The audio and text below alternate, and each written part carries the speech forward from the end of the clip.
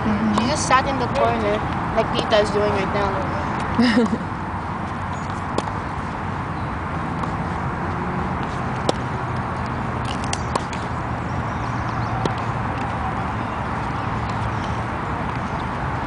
Yung si Edong naman, nagtitennis talaga sila.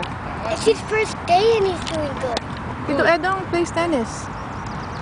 I can tell Their house was right next to a tennis court. Oh, si Dana.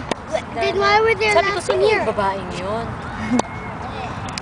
Bato-bato ka naman yan. Hey! What are they doing Dalaga na here? si Dana. Si Ocho na eh. Edad ng Dana ni ano.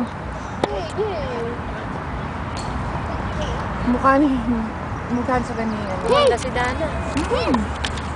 Say hi to Manang Dana! Idol na yan.